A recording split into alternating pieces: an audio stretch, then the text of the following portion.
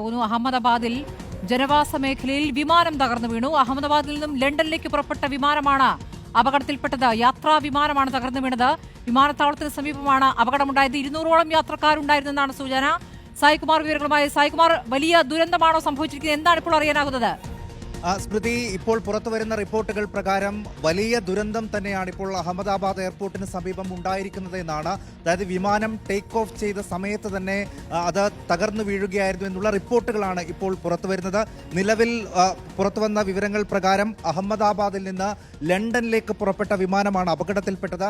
അത് യാത്രാ വിമാനമാണ്. ഏകദേശം 180ലധികം യാത്രക്കാർ ഈ വിമാനത്തിൽ ഉണ്ടായിരുന്നു എന്നുള്ള ഒരു വിവരം കൂടി ഇപ്പോൾ പുറത്തു വരുന്നുണ്ട്. ഇപ്പോൾ അവിടെ നിന്ന് പുറത്തു വന്ന ആദ്യ ദൃശ്യങ്ങളിൽ തന്നെ വലിയ രീതിയിൽ പുക ആ പ്രദേശങ്ങളിലാകെ വ്യാപിക്കുന്ന ദൃശ്യങ്ങളാണ് ഇപ്പോൾ പുറത്തു വരികയും ചെയ്യുന്നത്. പറന്നുയർന്ന ഉടൻ തന്നെ ആ വിമാനം തകരുകയായിരുന്നു. ജനവാസ മേഖലയിൽ നിന്ന് പറയുമ്പോൾ സായി, ഇപ്പോൾ ഈ വിമാനത്തിലുള്ളവരും ആ ജനവാസ മേഖലയിലുള്ളവരും അപകടത്തിൽപ്പെട്ടു എന്ന് കരുതേണ്ടതുണ്ടോ? വിമാനത്തിൽ 200 പേരുണ്ടായിരുന്നു, 200-നടുത്ത് യാത്രക്കാരുണ്ടായിരുന്നു എന്നുള്ള വിവരമാണല്ലോ ഇപ്പോൾ വരുന്നത്.